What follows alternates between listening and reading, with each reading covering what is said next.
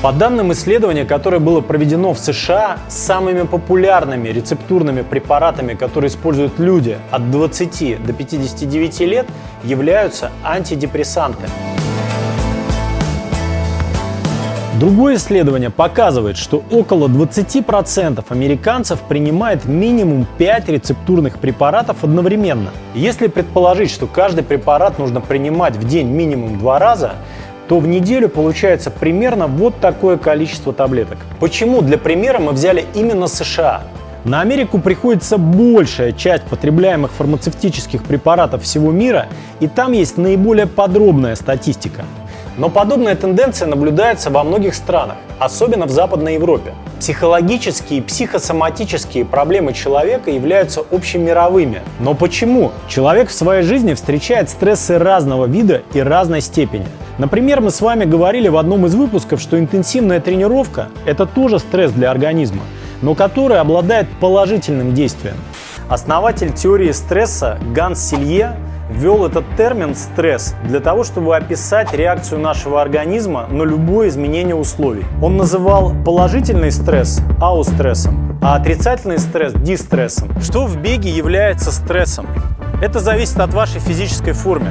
Если вы начинающий, возможно, просто шаг, бег для вас будет достаточным стрессом. А вот психологический стресс – это реакция нашего организма на определенное состояние нервной системы. Когда нас что-то раздражает, пугает, расстраивает, угнетает, мы получаем психологический стресс или состояние повышенного напряжения. В процессе эволюции наш организм выработал механизм реакции на психологический стресс. Но это было давно. А какой стресс был у древнего человека? В целом проблема была только одна – опасность либо от врагов, либо от хищников. И в этой ситуации было два варианта развития событий – бежать или драться. Для эффективности и первого, и второго появились специальные реакции нашего организма. Повышение артериального давления, уровня глюкозы в крови и учащение пульса. Все это помогало моментально войти в боевое состояние и сразу, без разогрева, начать драться или рвануть с места, как спринтер. Такой эффект в нашем организме достигается с помощью резкой выработки гормонов стресса – адреналина, норадреналина и кортизола. Но в повседневной жизни современного человека источниками стресса является другое. Проблемы на работе, конфликты в семье, нехватка времени или ресурсов, даже банальный просмотр выпуска новостей. И ни в одной из этих ситуациях нам не приходится ни драться, ни бежать. Мы принимаем этот стресс в неподвижном положении и подавляем его внутри себя. И что же происходит в нашем организме в это время?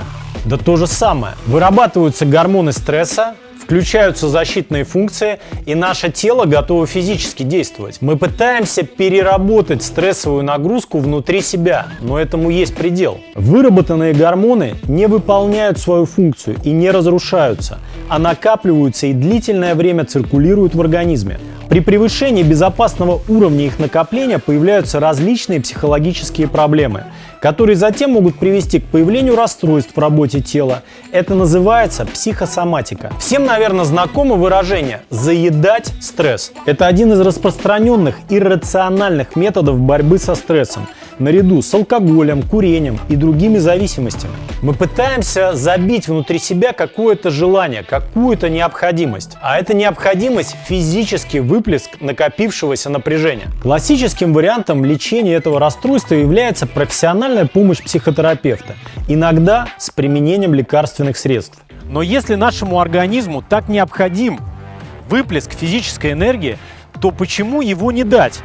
Ведь нам в прямом смысле хочется либо драться, либо бежать. Но если в случае с дракой могут быть непредсказуемые последствия, то за бег мы ручаемся.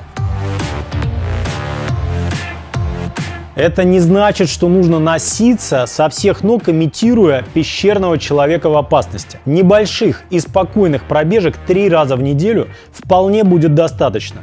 На самом деле подойдет любая физическая активность, регулярная. Просто бег является наиболее естественным способом. В университете штата Флорида провели исследование, в котором приняли участие 66 пациентов с большим депрессивным расстройством. Участников разделили на 2 группы. Первой группе необходимо было 3 раза в неделю заниматься на беговой дорожке по 45 минут, а второй группе заниматься растяжкой.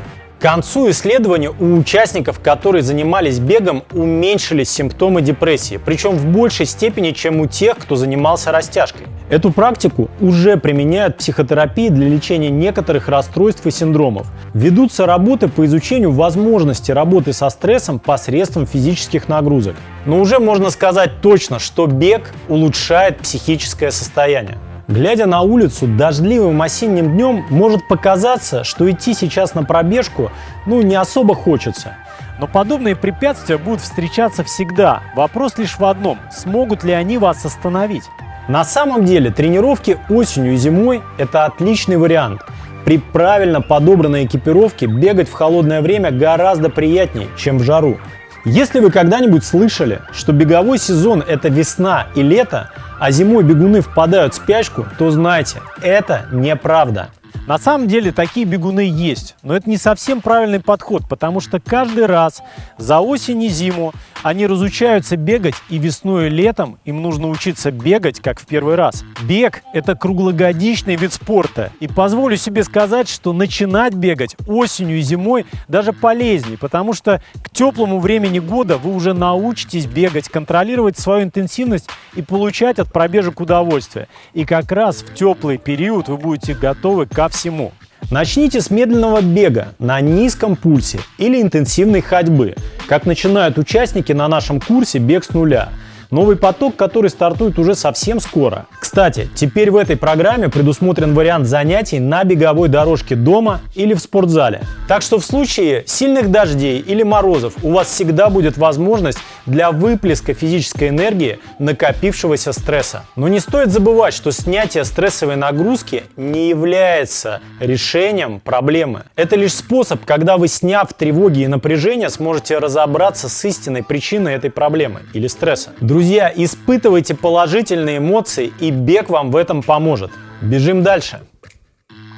Для меня бег является постоянной, незаменимой батарейкой, которая заряжает меня энергией на весь день рабочий, на новые проекты, на новые начинания, на новые исследования. И я считаю, что это то, что может сделать каждого из вас счастливее, хотя бы немножечко.